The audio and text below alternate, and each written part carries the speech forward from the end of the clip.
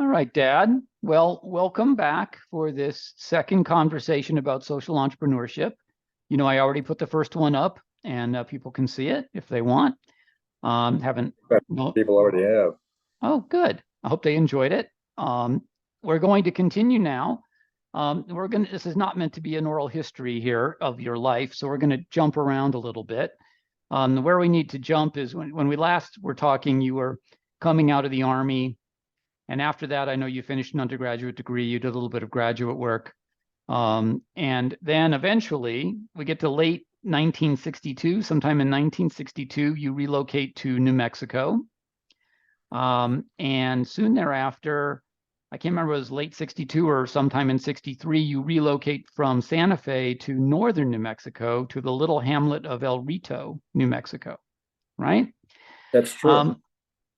So I want to pick up here, and I want to talk about what happened in New Mexico in the 1960s and 1970s.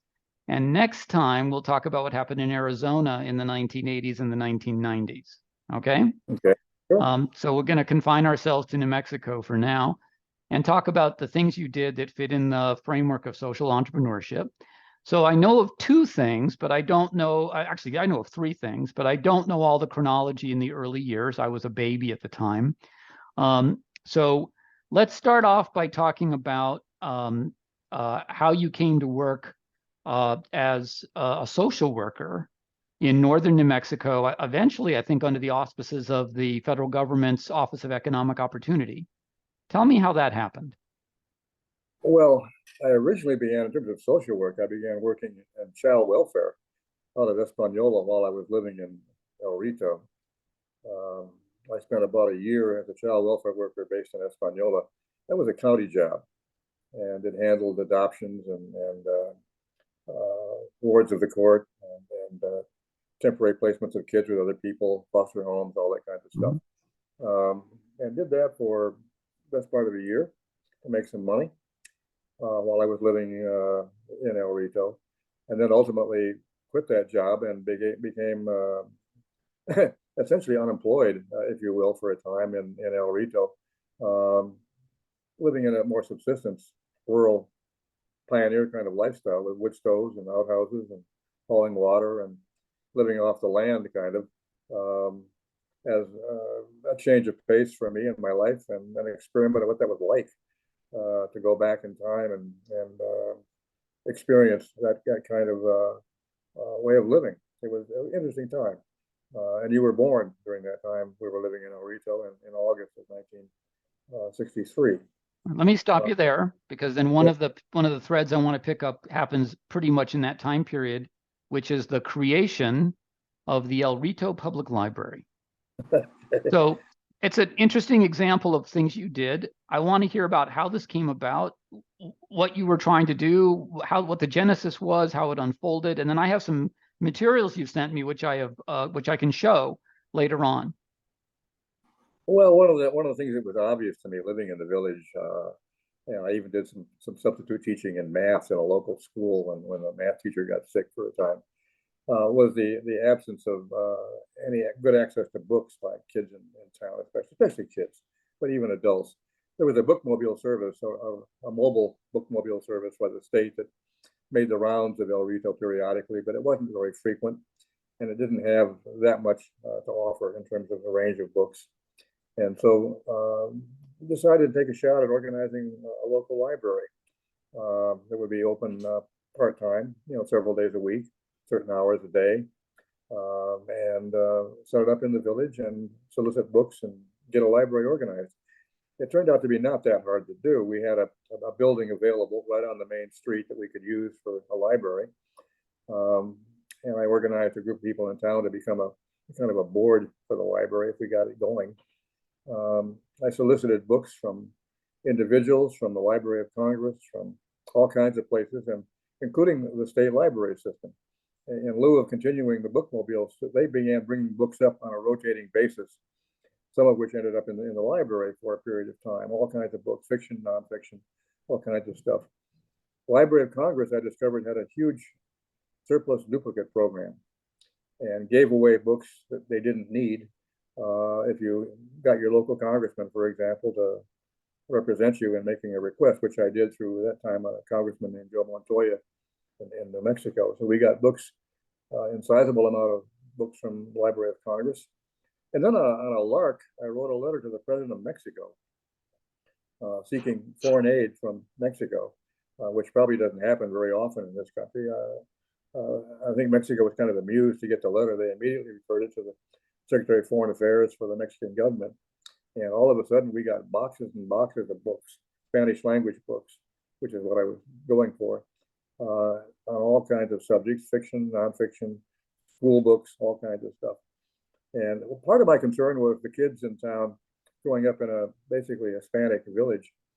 Many of the younger kids were only learning English in school and were being encouraged, unfortunately, by their families sometimes to only speak English as part of their acculturation into this country. And without realizing that being bilingual was a much bigger asset if they could grow up that way than simply with English or Spanish as a language. So I was kind of anxious to have Spanish language materials available from a reading point of view. So that proved to be not too hard to do, but I had to generate lumber for bookshelves and all kinds of things like that to make the thing work. We didn't have any budget. It was all done on a shoestring. And Montoya even came up when we dedicated the library at some point and took part in the dedication of books in the Library of Congress. And we had a parade down the main street of town with a local drum and bugle corps and a mass in town. And Montoya got to speak to a couple hundred villagers who had gathered for the occasion. Kind of a fun time. And the library functioned for some time quite successfully. Let's look at a couple things here that you sent me. I'm just going to share my screen over here.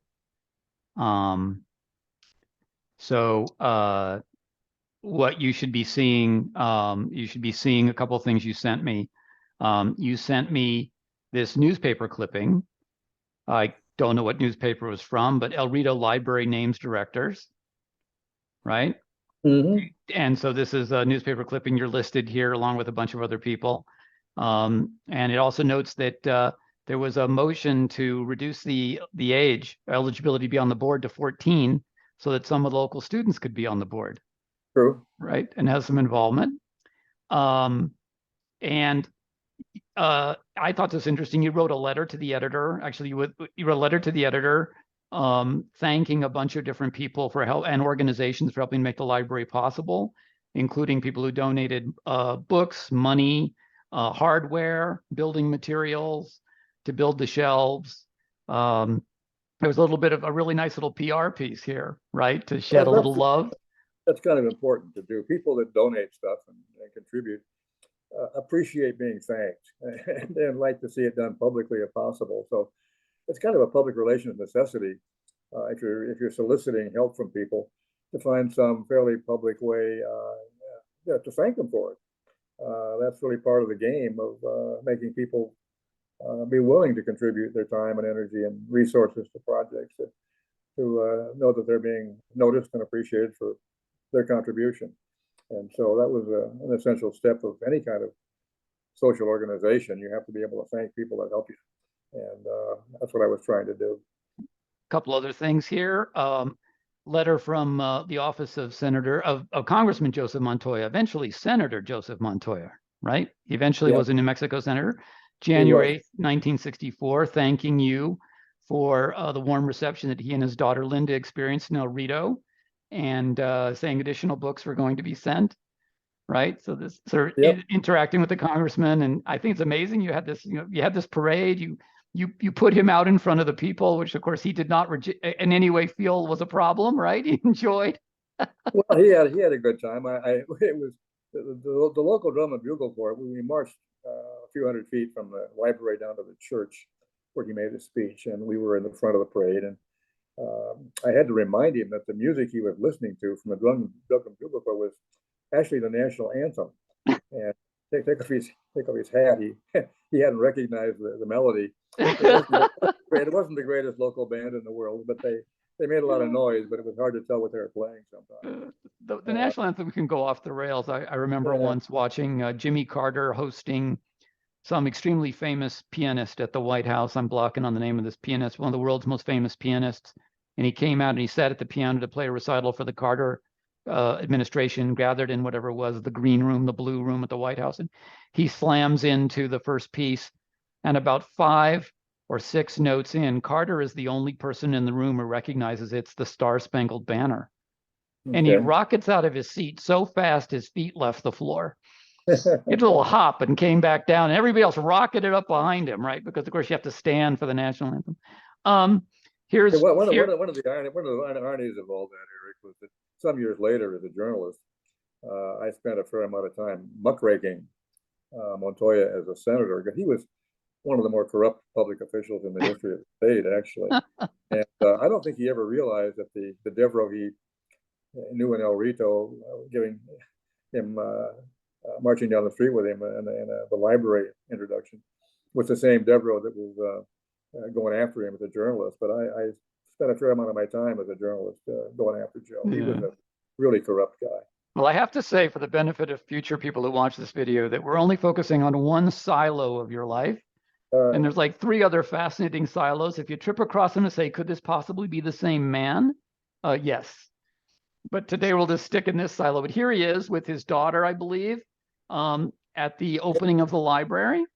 You'll notice that she's wearing a little Jackie Kennedy pillbox hat. Right here. And, this was right after the Kennedy assassination, which was in November of '63. This was soon after that, a month or 2 after that occasion. But she was still dressing a la Jackie Kennedy for the occasion. But she accompanied Joe for the dedication in El Rito.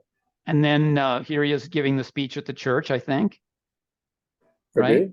And then there was an invitation that was sent out to everybody to participate in the library, right? Yeah. The opening was July 6th, 1963, I think. Yeah. But the dedication was, I think, when Montoya was there, it might have been January of '64. Right, January 64. But and then here is one of the correspondences with the government of Mexico regarding your effort to procure books in Spanish, right? Yep. And you wrote a little note you'd added to say you thought they were highly amused at this request for foreign aid from the United States. I suspect they were. That would be my impression, the way they responded to it. Right, but I want to point out they're very gracious about it. But I want to point out here, we see some of these pieces again coming together, recognizing an opportunity, synergy, dangling incentives, scrounging up resources that were there in a win-win fashion. I'm sure the Library of Congress enjoyed getting excess books out of its collections. You enjoyed receiving them. The member of Congress enjoyed the publicity. The town got a library. And as far as I can tell, this whole thing happened on a song. I mean, can you estimate in those dollars at that time how much total money it took to stand up a library in this little town? Well, virtually nothing at all. I mean, the building was rent free. The lumber for the bookshelves was donated. I don't know what the lumber was worth, but it was considerable. But a guy in Española who dealt in lumber and hardware donated, lumber and supplies. I really don't know what the financial total would have come to, but we didn't spend any, as an organization, any money at all. And it was marginal. It was not, huge investments by anybody, but that kind of thing is not that hard to do. The American public and a lot of American institutions are fundamentally pretty generous about stuff like that. And it just takes a decision to do it and the act of doing it, the act of requesting and getting and assembling and making it happen. Right. There's no magic to it. It's just a question of doing it. Right. And it's actually quite easy to do when you stop and think about it. Well, yes, except that there's a lot of people who wouldn't know where to start. That's one of the points of this conversation, is letting them see that sometimes you see opportunities and you might think, oh, it's going to take an amazing amount of resources to produce this, but maybe not if you can figure out how to get these different incentives aligned, similarly to how you were getting cars donated decade earlier to high schools to teach driver's education, right? Cars are expensive, but not if somebody sees it in their interest to donate them. Let me stop sharing here and let's move on from this. Just a really interesting example, I think. And let's go back now and let's talk about, you had a brief interregnum, and then I believe at a certain point later in the 1960s, I'm guessing sometime around 65 maybe, you end up working for the Office of Economic Opportunity. Is that right? Is that the approximate time? I actually, there was one other thing I organized in El Rito. I organized an antique store um, called La Casa de Ayer after the library, with my second venture in community organization, and trying to find some way that we could create employment for some people in town, which was lacking. And we found another vacant building down the main street between the library and Martin's store, the general store on the main street, that was available for just taking it. People were happy to have us use it. And we started an antique store, and I consulted a businessman in Santa Fe, a guy named Jack West, who was a friend of mine, because I didn't know how to start a business like an antique store without any money. We couldn't buy anything. We had no capacity to wholesale. And I had to learn how businesses work that are on consignment. And I had never been involved in something like that. So Jack gave me a quick schooling in the consignment business. And so we set up an antique store where people in the village who had junk in their barns, old branding irons and old tools and implements of various kinds that they weren't using anymore, just kind of hanging out in the barn, could bring their stuff into this antique store. We would give each family a number, and each object would be marked with their number and a price. And when we sold stuff, they got 2/3 and the store kept 1/3.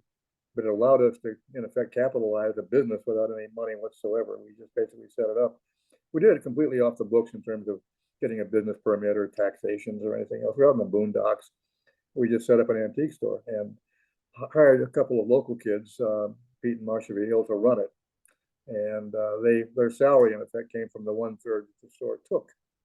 And it ran, and for some time, quite successfully. We didn't get involved in any really terribly expensive kinds of antiques. This was mostly tools and implements and stuff of the Old West you'd find in a barn, but people had no use for it, and it was just a way for families to get some cash and some people to get jobs and that kind of thing.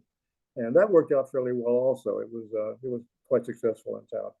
That probably was maybe about 1964 or so when it was organized. I didn't go to work for OEO until 1968. That's when I began. 68. Because of my involvement in village organizing and because of my alerting some people, including the Ford Foundation, of a possible rural insurrection, which ultimately happened there because of the frustration of a lot of old men in the villages about their growing loss of land and water and other resources. The Ford Foundation signaled that they were prepared to look at a grant proposal through an OEO program in New Mexico, which I pursued. And I wrote a proposal that was somewhere between $500,000 and $1 million. I can't remember how much, more than 500,000, less than $1 million, for a first year of experimental economic development stuff in the villages. And I ran that program out of Albuquerque for OEO in 1968.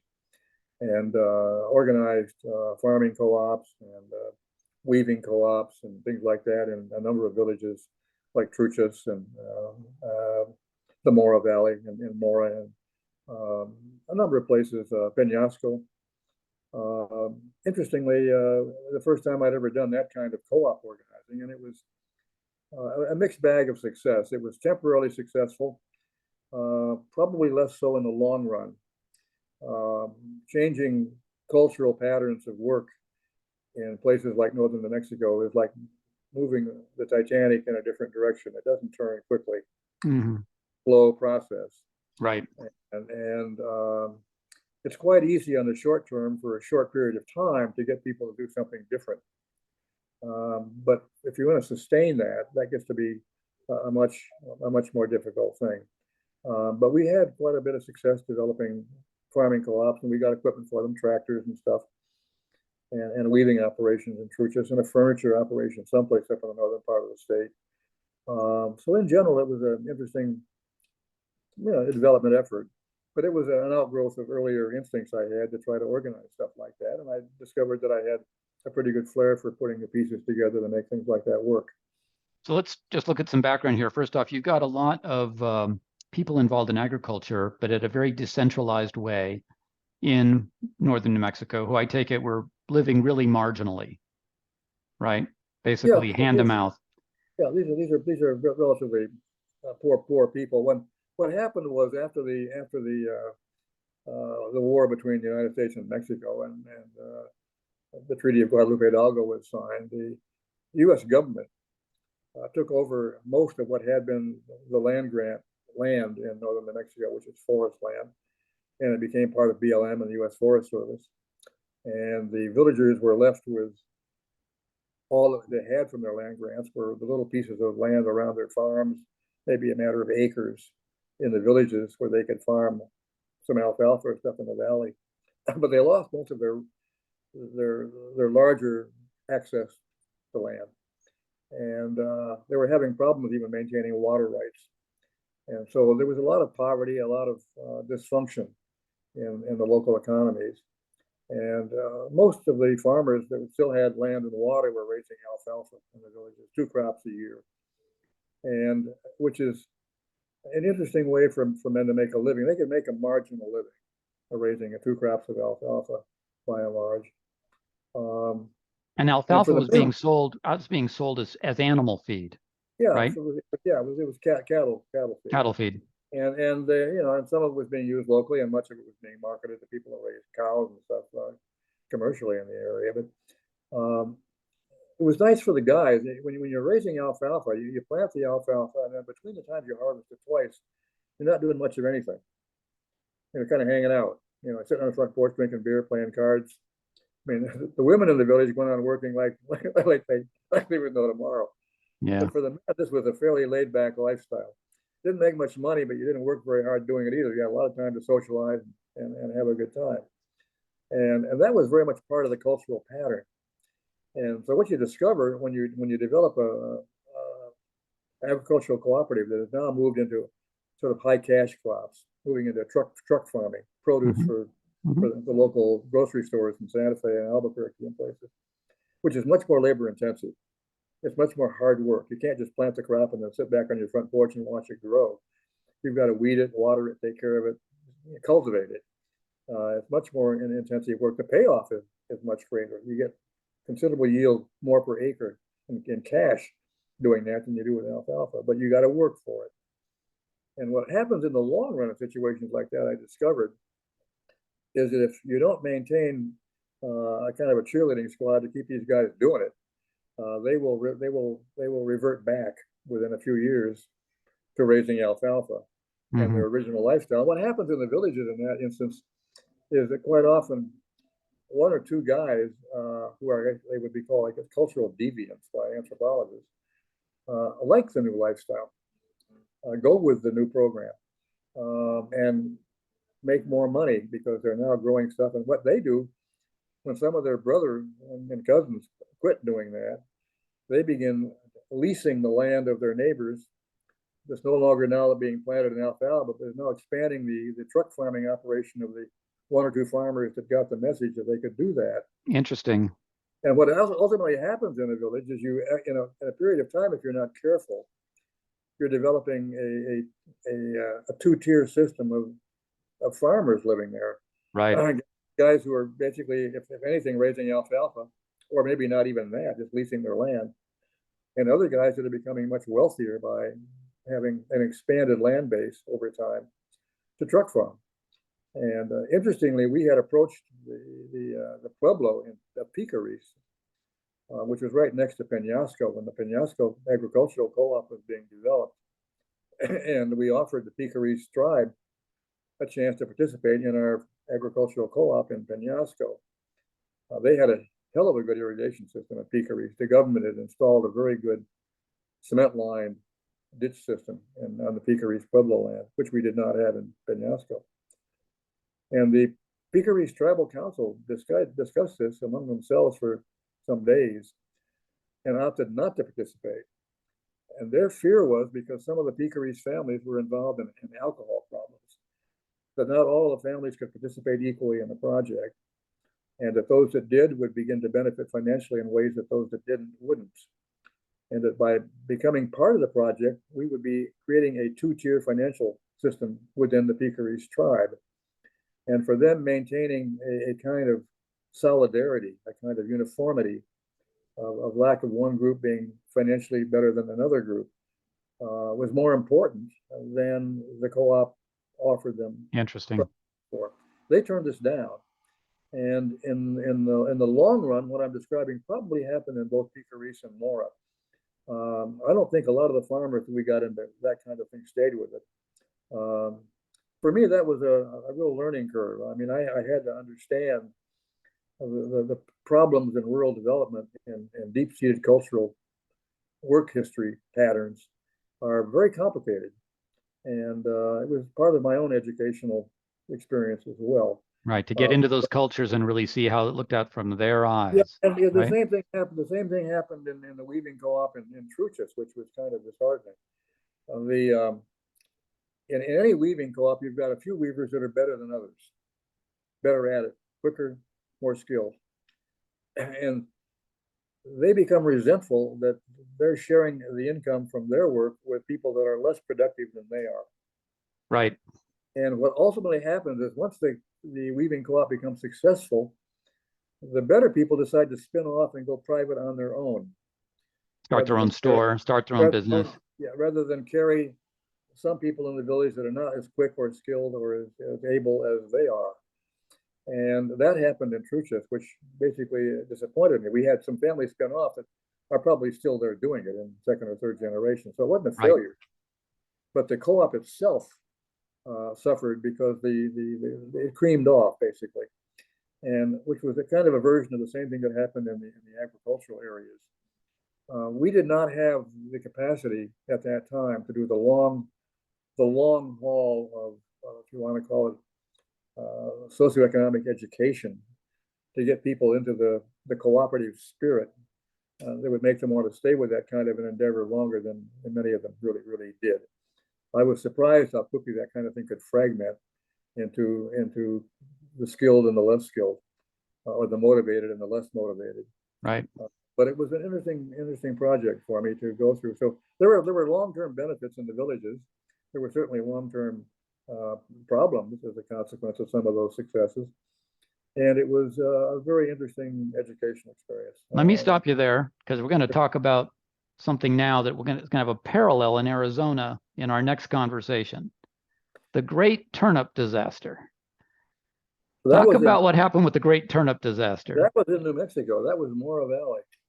The Mora Valley Co-op, among the vegetables they raised, besides cabbages, they raised a lot of turnips. And I had hired an ag guy because I was not a farmer. One of the experts I had working in this OEO Ford Foundation project was a guy who was a specialist in agriculture, had gone to college in agriculture. He did not, as it worked out, provide the level of attention I think he should have provided in some instances, and Mora was one of them. Rather than row crop their turnips, they broadcast seeded turnips in Mora. We got 15 tons of turnips per acre, of which about 60% were usable. In effect, they were uniform shaped and no blemishes.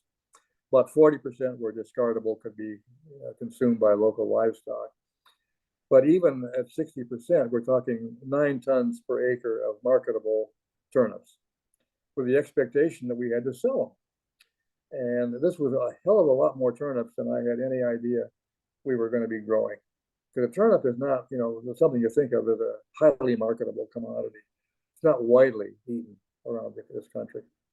And I had to sell the damn things. And I took a huge non-refrigerated truckload of 25-pound turnip bags, which we packaged all one evening in Mora, getting rid of the culls and making sure we had all good turnips in the 25-pound bags. I drove them personally in a large unrefrigerated truck to El Paso, long ways away, end of the summer, still warm enough we could have a problem because the truck wasn't refrigerated, and managed by divine intervention almost to sell the entire load to Safeway through a single Safeway wholesaler in the El Paso area. And I managed to market that entire crop of turnips, much to my own amazement. But I wouldn't want to do that again. I mean, that was I learned we needed a lot more careful selection of what we were growing and how much of what we were growing and how we were growing it. We grew way too many gherkin pickles, gherkin cucumbers, as opposed to regular cucumbers. Gherkins are ones you use for canning pickles. Right. And we had far too many gherkins. I also discovered the guys in Namora prided themselves in the size of the cabbages they could grow. They had a couple of species of cabbage I had never seen before that tasted just like cabbage. They were very good cabbage, but they weighed 50 pounds when they got full grown. You can imagine a housewife going into a grocery store 50-pound cabbage. being confronted with a 50-pound cabbage. And it put some constraints on marketing. A lot of things I had to learn that we needed to pay more attention to at stage one, and what we were planning and how we were planning it and everything else, and not simply rely on local customs to prevail. But I managed to sell a lot of 50-pound cabbages to institutions like hospitals that were doing, mass manufacturing, right. Cooking large amounts of food. Yeah. That I could do it that way, but it was a real impediment on marketing because. So I'll tell you why I'm bringing this up, because when we talk about Arizona next time, we're going to talk about something that has a parallel to this. It has to do with rolling with the unexpected. It also has to do with what you just pointed out, that sometimes to be effective as a social entrepreneur, you need people to put a little bit more thought into what's taking place, or else you're going to end up with something like a truckload of turnips you have to get to El Paso in the summer heat, or 50-pound cabbages, right? And that was a reflection on me too. I mean, when you do something for the first time, no matter how good your organizing skills might be, you think there's a lot of just technical things you don't really understand until you've gotten into it a ways. It never even crossed my mind that there was something like a 50-pound cabbage. I didn't even know that existed. So it was not a consideration. It never crossed my mind that they would plant that many acres of turnips broadcast seeded. I didn't even think I had to, advise people not to do that. Right. I just assumed that, people would do logical things. And I learned the hard way in a lot of these projects that you had to spend a lot more time at the beginning thinking through every possible contingency and trying to game plan them much more carefully than I initially did in some instances. So I'm going to give a little foreshadowing, and then we're going to turn to we're going to move into the 1970s, and the last thing we're going to talk about today in things that happened in Santa Fe, New Mexico. The foreshadowing is that in the either 1980s, I think it was the 1980s, you were involved with what was supposed to be a rolling strike in the green onion fields of Arizona, rolling from one grower to the next. And instead, 1977. 1977, and instead, unexpectedly, the workers in all these different farms decided to go on strike at the same time. Mm-hmm. And it's another example of rolling with the unexpected, right? We'll get to that in the next conversation. Let's move now. Let's move now to Santa Fe and the last piece of entrepreneurship. Unless there's something I don't know about northern New Mexico that is left besides what we just discussed. Is there anything else left in northern New Mexico? Not really. The work I did with the OEO Ford Foundation thing was the major entrepreneurial work that I did, co-ops and stuff. Yeah, that was okay. it. So now we're going to move into Santa Fe circa 1970. And something that I do now gets a part of my life I can remember quite vividly. Sometime around 1970, you got approached to see if you would help to stand up a methadone addiction, a heroin addiction clinic in the barrio of Santa Fe, New Mexico. I must note that this barrio does not exist anymore. Whole sorts of real estate trends have eliminated anything that would ever resemble a barrio in Santa Fe, and it's a different place now. But in the early 1970s, it had a barrio. It had poor Hispanic Chicano people. There was rampant drug abuse and heroin addiction. And you got approached to see if you could help stand up a methadone clinic in the barrio to try to help people get off the habit. Talk to me about how that happened and what you did. Well, I had gotten involved in 1970 with a guy named Godfrey Reggio and Sammy Leba and some other people in a community active organization called La Gente that was designed to do community organizing in Santa Fe. And in the course of working with that group, with Godfrey and Sammy and other people, I got approached one night at my house by a delegation of heroin addicts, including a dealer Manuel Montano, Freckles was with him. They had been getting methadone at a clinic in Albuquerque because of their addiction. But the Albuquerque clinic, because it was facing a larger and larger influx of local Albuquerque people, told the Santa Fe folks they were going to have to get their own program at some point. They weren't going to be able to come to Albuquerque and get methadone. And so these guys were asking me to get a methadone clinic organized in Santa Fe, which at that point had never done anything like that. In fact, Albuquerque was the closest to the northern part of the state that had anything that resembled a drug treatment clinic. And I agreed. I was quite impressed with how sincere they were, how eager they were to get something started. And so I schooled myself on what I would need to do that, learn how to write a grant or to go for it. And ultimately wrote a grant, a proposal for a clinic, hired a doc and a pharmacist and a nurse and everybody, and got it started in an old storefront in the barrio of Santa Fe, and it was called El Vicio. The Spanish expression "quebrar el vicio," kick the habit, was the mantra for those people at that time. Quebrar was already the name of the Albuquerque program, so the guys in Santa Fe opted to use El Vicio, the vice, as theirs, and that's what it became known as. And it involved a lot of schooling on my part to learn the rules and regs of what you had to do on paper to get a clinic funded. But we had already been through the mill in Santa Fe. We had already organized a primary healthcare clinic, a law center, a community school. We had done a lot of grassroots organizing in Santa Fe, so the drug treatment clinic was just one more. And it was one that I organized largely on my own, apart from the rest of the group of guys that were organizers.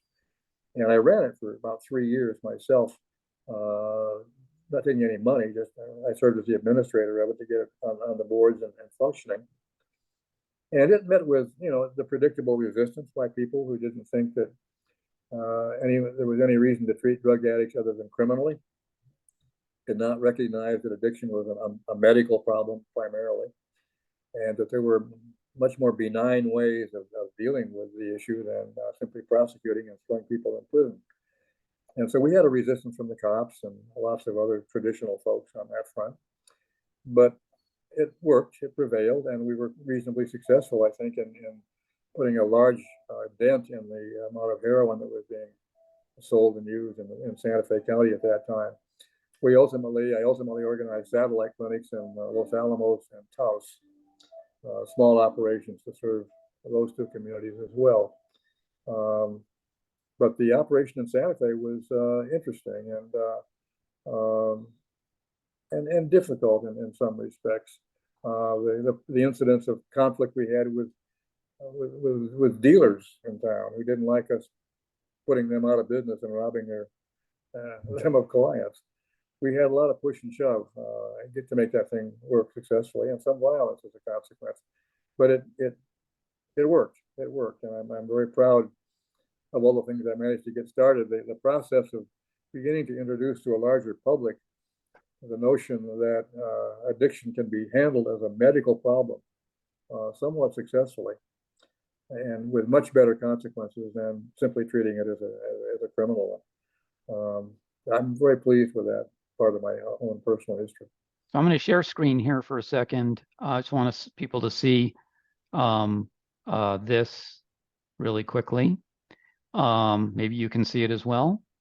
This is a screen still from a video that's on YouTube called Run Up and Down These Streets, which was a documentary that was shown in public television in New Mexico, and you managed to get your hands on a copy of it many years later, actually not too long ago, have it put up on YouTube.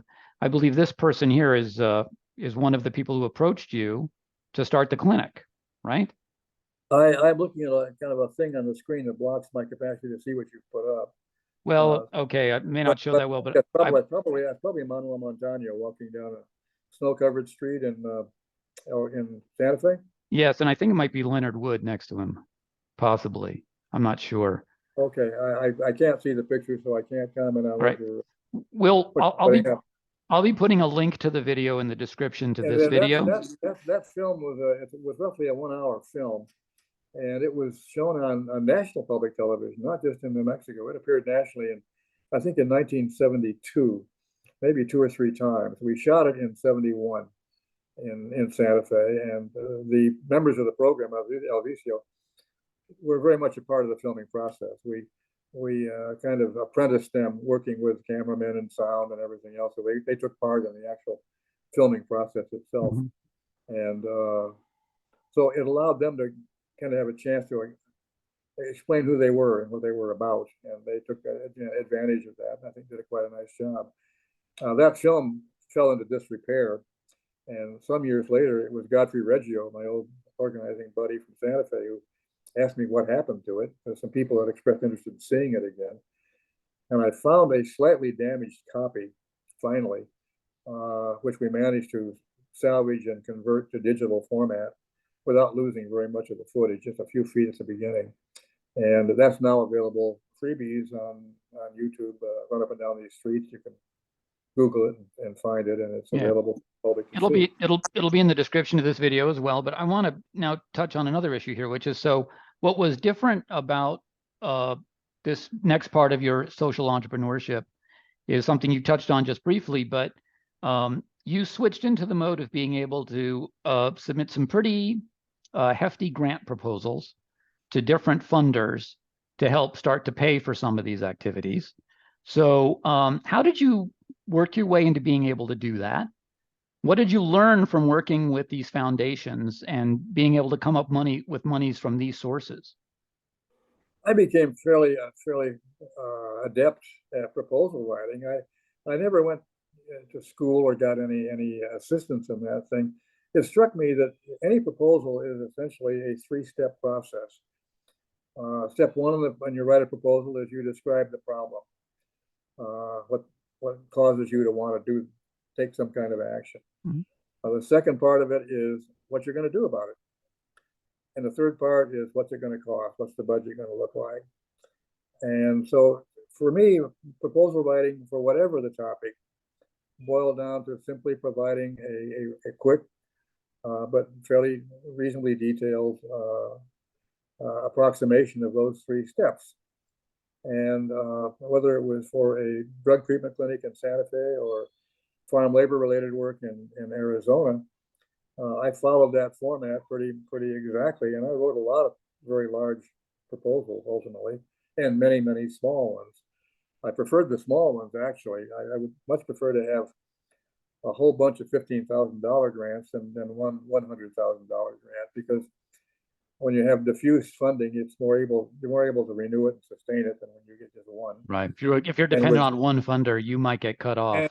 And with one funder, he often feels that he can stick his nose in more than I would like sometimes. Right. And I like to have smaller diffuse funding, but we had some big grants. I wrote one grant in Arizona that ultimately got vetoed, which was a cause of some problems. And I wrote a grant for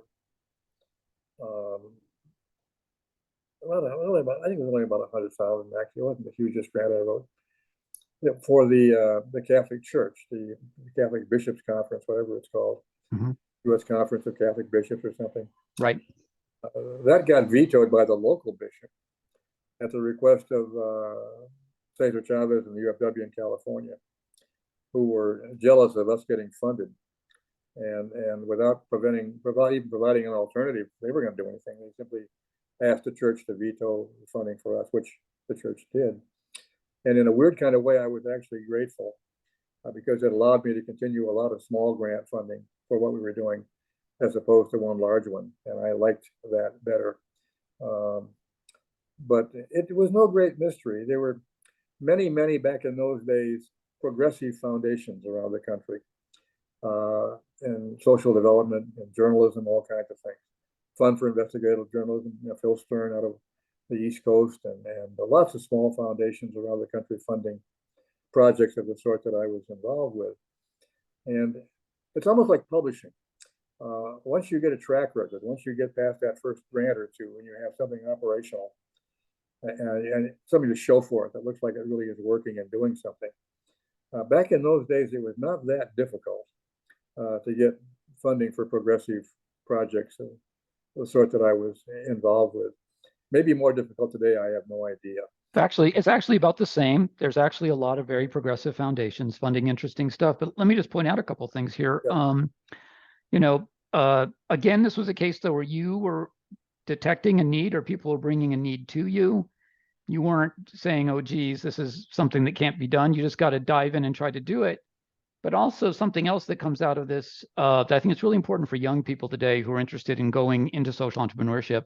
There's another dimension to all of this that comes out in the New Mexico story. You'll also see it in the Arizona story of you have to get pretty dirty down on the ground.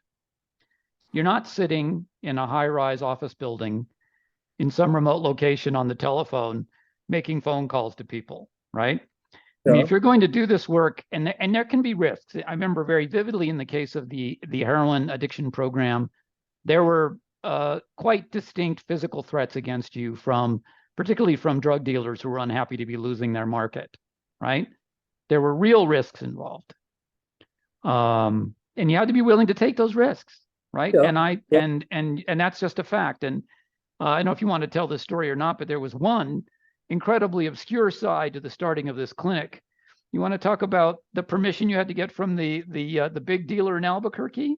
Well, I will describe that without going into a lot of names. But one of the things that I discovered after I got the initial grant for Elvisio approved from the National Institute of Health or wherever the hell it came from, Manuel Montano, who was one of the drug dealers in town that wanted the program because he was also an addict, warned me that we hadn't quite got everything done yet, but we were going to open a clinic in Santa Fe, even if we had a grant approved.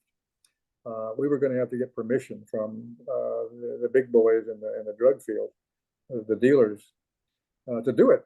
We otherwise we'd be in a real shooting war with them, and because we were a big piece of their market. So we had a meeting in Albuquerque. Freckles and I went down and met with the Hispanic guys in Albuquerque. Say who Freckles was. Explain who Freckles was. Manuel Montano, his nickname was Freckles. He was a second level heroin dealer in Santa Fe. Not the big guy in town, but a second tier, but also addicted. And he and I went down to Albuquerque and met with the big boys, and I won't name names, to get permission to have a clinic, to try to persuade them that since Albuquerque had one, now it was reasonable for Santa Fe to have one too. The guys in Albuquerque initially turned us down, didn't want us to do that. And Freckles, knowing them better than I did, challenged them. He said, "Let's do it like men. Let's have a duel. And if we win, we get a clinic. If you win, we don't." To be specific, this is an actual duel with guns. With guns, yeah. And I'm not going to go into details, but that duel was ultimately held on a dirt road in Bernalillo County, north of Albuquerque, out in the middle of nowhere, with guys back to back with pistols, walking a certain number of feet, turning around and shooting. And there were seconds there for both sides. And we had chosen somebody we thought was a good shot, who was perfectly willing to take the plunge. And they had evidently designated somebody that they thought was a good shot, and it happened.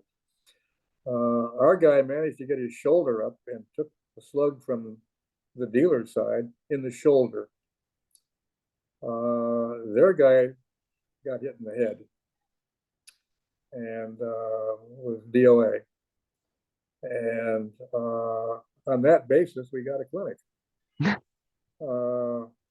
So I'm bringing this up. I'm bringing this up because it is a somewhat obscure example, but in social entrepreneurship, people have to recognize you're going to face certain ethical conundrum situations and have to navigate your way through them. And so one that comes up in international development all the time is that almost all international development operations they're trying to work on the ground in different parts of the world are going to bump up against corruption of different sorts and have to figure out how they're going to navigate through it. And of course, the high road can result in no program at all. Right. You just have to pack up and go home. That's what we would have had to do if we hadn't done this. And I was not really prepared in many respects for this situation.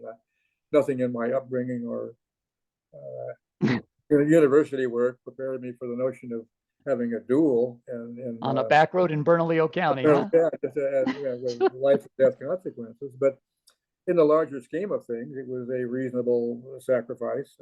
People were prepared to do it because there was heroin addiction is a life and death issue.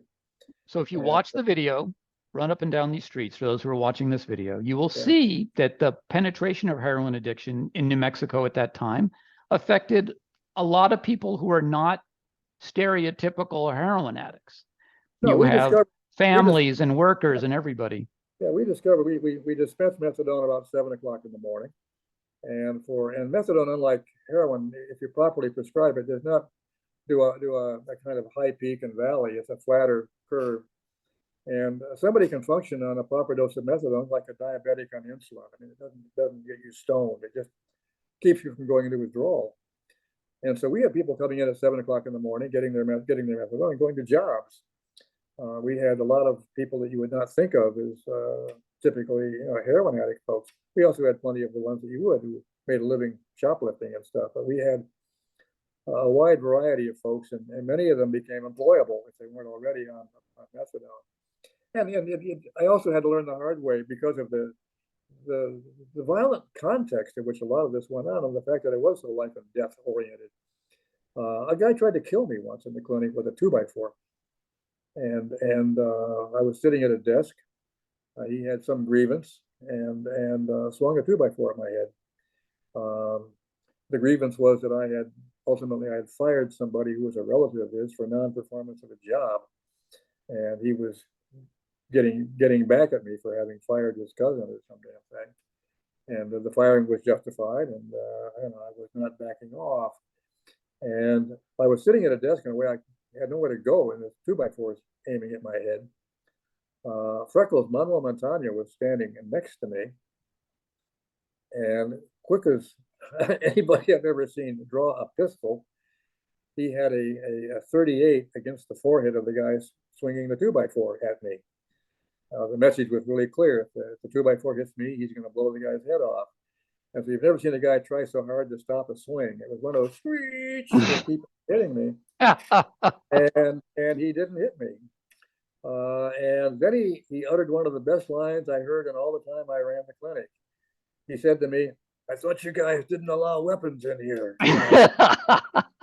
Like it was my fault, But the sad part of this thing is that a few weeks later, he was dead. Yeah. He was shot 7 times and dumped in the Santa Fe dump. And that undoubtedly was the result of his having tried to hit me with a 2x4. Yeah. And I have no idea who took him out, but I would imagine it was people that I knew at the clinic. Some of the guys that were patients at the clinic. It was very serious stuff. It was real life and death. I want to talk about one more thing. They looked upon, I was the guy that got the grant and got them going and got it started, right. And I was invaluable at that point to them. You were a key player on the So let me we're going to talk about one. The risk of getting whacked. We're going to talk about one last thing we'll be done for today's session. Sure. I just want to talk about the democracy inside the clinic. One of the things you see in the video from Run Up and Down These Streets is that in order to be admitted to treatment, they were always afraid of people coming there trying to get on methadone just to get on methadone. Right.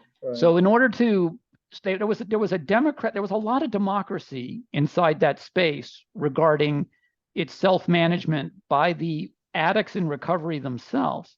Mm-hmm. How did that come about? Did that organically emerge? That was something that they insisted on doing right at the outset. They didn't want a bunch of, hippie kids or something coming in just to get stoned. They wanted to make sure that we were limiting the program to people that really needed help and were really seriously addicted to heroin. And so they organized a small panel of people for every new guy that came in or woman, of maybe a half a dozen, serious addiction people, addicts, tecatos as they were called, who would interview the person at links at the outset and satisfy themselves that the person was really addicted, learn something about their habit, what they were doing, how much they were doing, when they were doing it. And these were all people experienced enough that they couldn't be bullshitted. They would know if you were playing games with them. and they would ultimately decide whether or not this person was a reasonable candidate, and if so, at what level of treatment. A little bit, a lot, whatever. And we made efforts to adjust up and down the dosage level to the minimum amount that was necessary to sustain them. Right. The point of it was not to get high. The point of it was not to go into withdrawal, to be functional. And that was the level. I think you'll even see in the film a guy asking that his dose be lowered a little bit at one point in the film. Mm-hmm. They were focused on making this thing work. And I'm sure we had some cheating, some chipping on the side occasionally. My mindset quickly became that if we were 90% successful in cleaning somebody up, that was a win. I didn't It's an expect amazing win. I didn't expect perfection. I assumed that given the easy ability for people to get access to drugs, that occasionally somebody might do something. I preferred that they didn't, and they knew that. But I was prepared to accept that perfect was not a reasonable objective in this situation. What I see is the enemy of good. What I saw in the film, but also through the experience I had of living through some of this and talking to you, is that there was a lot of respect between you and the addicts who organized this clinic, in that you very much respected their self-governance and autonomy. You were helping them, but you weren't the centerpiece. And there was a lot of self-governance going on. Am I correct? I mean, there was basically that was part of the treatment modality. I mean, they needed to be dealt with dignity and self-respect, and they needed to be empowered. And the more they were empowered in the program, the more the program became their program, and the better they felt about themselves. And all of that stuff figured into the psychology of dealing with addiction. If you're feeling good about yourself and what you're working on and everything else, and you have some handle in it, you're going to take more responsibility for making it function than if it was just given to you as a gift. And so these guys had to put some time and energy into making this go. Our staff, except for the nurse, the doctor, and the pharmacist, were entirely addicts. Everybody. Right. And on methadone. But it was people dealing with their own problem effectively, and they knew what to do. They were pretty good at it, better than I would be. They knew when they were playing games better than I knew when they were playing games. And so it was, for all of its occasional, problems, it was definitely a good thing for them to have and for the community to deal with. And I think it was an important part of the growing education in places like Santa Fe that addiction is a medical problem ultimately, and is better treated that way than simply by tossing people into prison. So the last thing I'm just going to throw out there, and we'll stop for today, we're about at an hour, to circle back to the disappointment you had with the co-ops in northern New Mexico. Mm-hmm. We talked about, I mean, your hope had been that in some sense, the allure of a more financially successful lifestyle would have created an incentive for all of the different, the farmers and the weavers to sort of like, put their backs into it and really do their best to leverage this new opportunity. Right. But there were cultural issues and it didn't play out that way.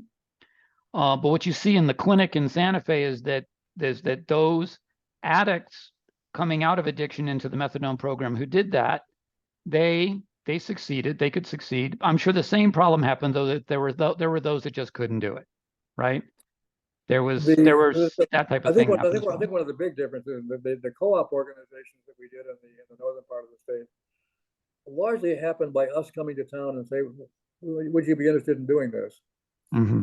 And providing some incentive for them at the outset to give it a shot. The methadone program was begun by the guys themselves who knocked on my door one night and said, "We'd like a clinic."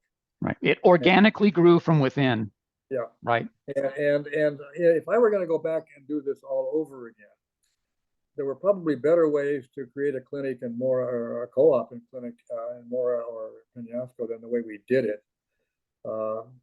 There could have been more time spent being embedded in the community and developing contacts and figuring out who might be most susceptible to that idea and letting the idea sort of germinate and grow.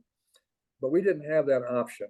We were basically given an opportunity to go in and try to get something started, and it wasn't a complete failure. I mean, it did have some sizable successes, it also became apparent to me that in terms of changing those kinds of cultural patterns, they probably could be changed, but we would have to spend much more time than a year or two in getting it going. We would have to stay with it for maybe a decade or so of close supervision, support, encouragement, technical assistance, cheerleading, all that kind of stuff. Sure. To get a larger contingent of people prepared to make that shift on a permanent basis. And maybe even have to look at the generational transition to the next generation and see if they can do it. Exactly. Well, listen, we are out of time for today. I want to thank you again so much for this conversation. I'm going to stop the recording in a second, and we will pick it up next time, and we'll shift to Arizona. Okay? Sounds good. All right. Thank you so much. Okay. Best around. Bye-bye. Bye.